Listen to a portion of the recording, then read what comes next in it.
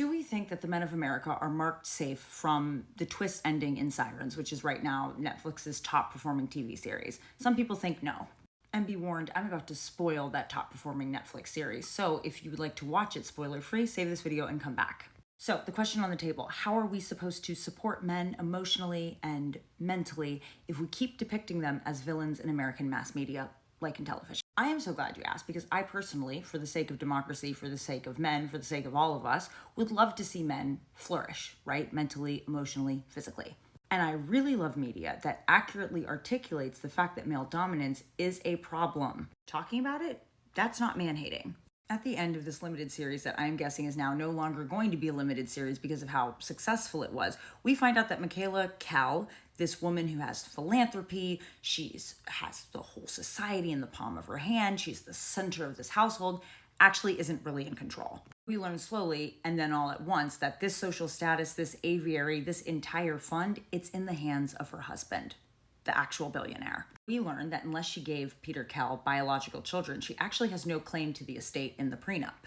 So some of you clocked earlier that the real siren is not a woman, it's actually the man, and the men who have all this power and all these resources. Men who use those assets to get accomplished, beautiful women to spend their lives with them. And this aggravated a person on my last video on this who said, why is it always the men's fault? There are, after all, realities that come with dating someone who has more power and resources than you. That power differential doesn't just disappear because now you have access to some of those resources. It doesn't mean you get to equally redistribute that power or the source of that power. The source of that always stays within Peter Kell's grasp. And this is something Michaela knew coming into the marriage. After all, she signed that prenup. Michaela was given privileges that felt great, but at the end of the day, they were just permitted. They're not something she gave herself. That source of the money, it's never shared. Working as Michaela's assistant, Simone here realizes that this job is an opportunity to elevate herself in society. So of course, she completely ignores her sister's warnings to get out of this situation. Her sister incorrectly assumes that this is going to be a place that chews her up and spits her out. Little does she know. What Michaela doesn't know and only finds out later is that Simone is in a relationship with her husband, Peter Kell, the billionaire's best friend, Ethan. Ethan is dead set on marrying Simone, and Simone doesn't know what to do with this information or if she should even accept this proposal. And she, of course, turns to Michaela for advice on how to navigate this. Michaela tells her the truth about navigating the world as a society woman. Here we see there's some self-awareness here, and tries to discourage her from doing it. Is this entirely altruistic? No. Michaela has her own reasons for convincing Simone not to accept the proposal. One, she'd be losing an amazing assistant. And two, what happens when this young, pretty, competent girl enters society as one of her equals? Ethan is, after all, her husband's best friend. She's now going to have a completely different relationship with Simone than the one she has now. Michaela is fully aware that the mannerisms, the pretty blondness of Simone will mean that her past will become obscured.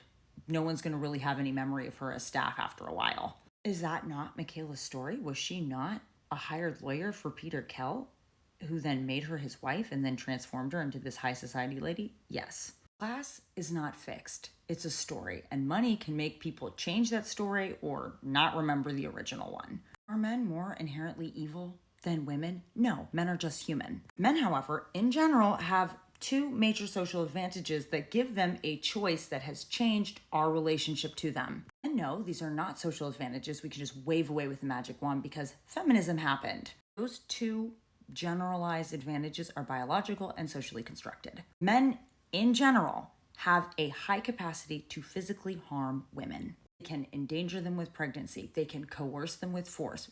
Men are the number one predator for women. Are men hardwired to hurt women? Are men not able to help themselves? No, it's a choice.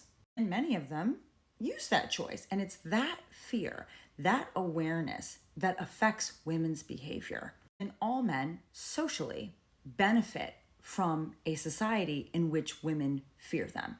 Do they benefit emotionally? Do they benefit spiritually? Do they benefit mentally? No, that's a net loss. But when it comes to resources, when it comes to power, when it comes to privilege, they're all benefiting from that. Just like there are men that choose to use their strength for evil, there are plenty of men who choose to use that strength for good. It is a healthy, beautiful thing to see when it happens in a society. And we are grateful for those guys, and we love them as part of our community. Years ago, I read Naomi Alderman's book, The Power, and she was concerned with this idea that people had about how if they had been around back in the 1940s, they wouldn't have supported a certain regime. They would have done something too. Naomi Alderman was really concerned with this idea that was also popping around, that maybe that the people who supported that regime were just inherently a little more bad, a little more racist or classist or prejudiced, and that it wasn't something that could happen because humans are humans. In her book, The Power, women wake up with this biological ability to electrocute people, and this changes the entire global social order. Women aren't making decisions with fear in mind anymore. Do all the women hurt all the men? No, but all the women have the ability to hurt any man they want. This, of course, changes how the men interact with them, right? Because there's a difference between handling a puppy and handling a snake that has poison. A rattlesnake might not be inherently evil, but it could kill you. That changes how you relate to it. And some people are evil, and they will use any power differential they find to harm you or take your stuff. Naomi Alderman wanted to make the point that women are not mythical creatures that are just inherently better with a great temperament and more patience and a nurturing soul. And we love women. We love what women bring to all of our communities. But women, at the end of the day, are still just human.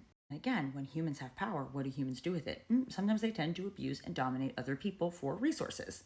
In social state theory, this is known as the state of nature, and it was something described by John Locke, who was a philosopher who deeply influenced the framers of our Constitution. Democracy, equality, respect, those are choices we individually have to make over and over and over again. There are ideals that women in this country, if they have wanted it for themselves, have had to fight for because the group that was given more power from the onset of this democracy didn't necessarily want to give it up. Still doesn't necessarily want to give it up. These movies, these TV shows, they're not about how men are inherently bad. They're just about how men are human. Peter Kill has power. He abuses it. Simone has power. She abuses it over the lower staff. Michaela has power. She abuses it over Simone. The original intent of the American Constitution was to create a society of male dominance. Yes, did the 19th Amendment give white women and then later all women the right to vote? It did. Did the 15th Amendment say that you can't discriminate someone based on their servitude or their past enslavement or the fact that they are a different race or color? Yes, it did.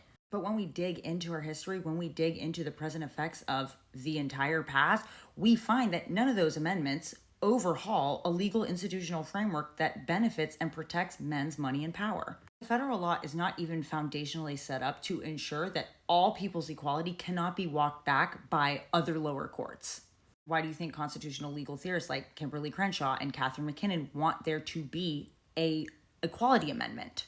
When we point out, behold, the men in Sirens are using their economic advantages to exploit women, we aren't inventing a narrative. That's not fiction. We are recognizing a pattern of behavior, a pattern of choices, and we are articulating it. Choices that are made by men for men. And blaming audiences or women for catching on to that proves the point of Sirens, that women tend to be judged more harshly for playing a game that men have set up.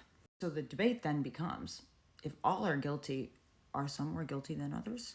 If you watch this series, I'd love to know. It would be intriguing if they do choose to do a second part to see what the collusion between these two looks like and then who ends up taking the fall for that.